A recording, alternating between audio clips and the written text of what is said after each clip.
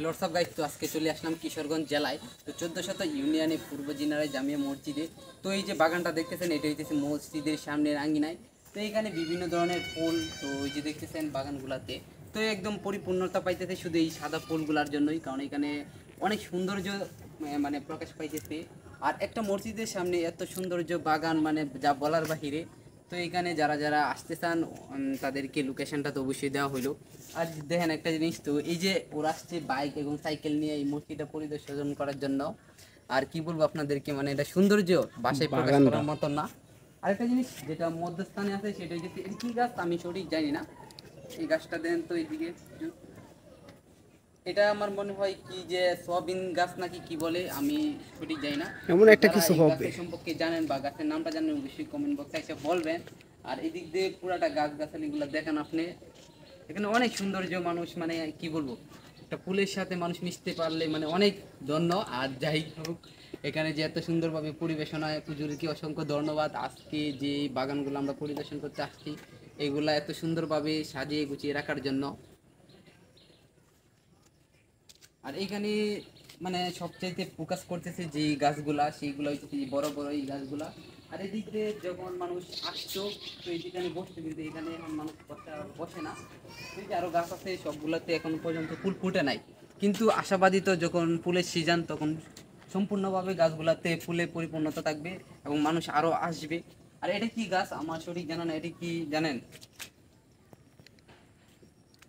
এটা আপনারা যদি জানেন দর্শক শ্রোতা, দর্শক বলতে পারবে ভালো। আচ্ছা, আপনারা যদি এই গাছের সম্পর্কে ভালো জানেন তাহলে একটু সবাইকে জানানোর চেষ্টা করবেন।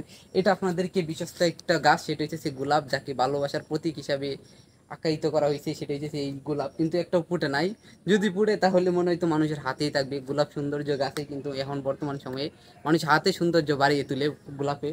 তো এই গাছটা কি, এটা আমি জানতে চাই।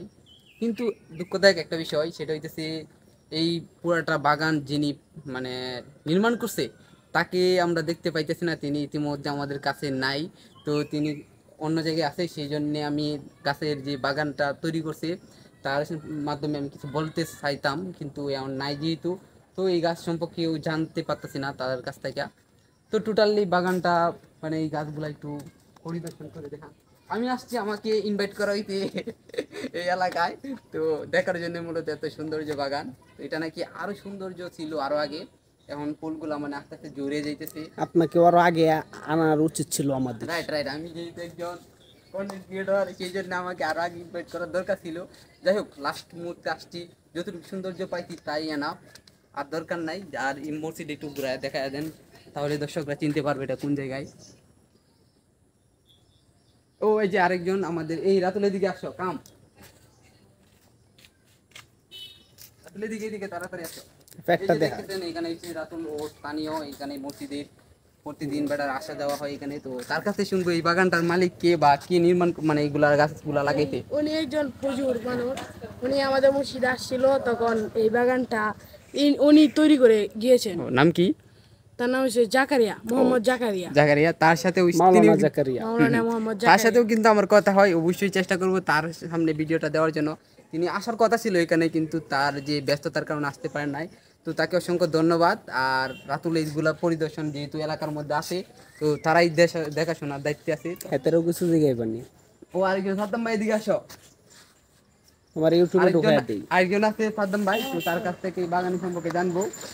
আমাদের এই সদ্দীয় বড় ভাই সাদ্দাম ভাই, তোমার যে বাগানি সম্পর্কে কিছু দেওয়া, এত সুন্দর জুড়ে মানে এত সুন্দরভাবে গাছপালা লাগাইছে, যত্ন নিতেছে, সেই সম্পর্কে কিছু বলো।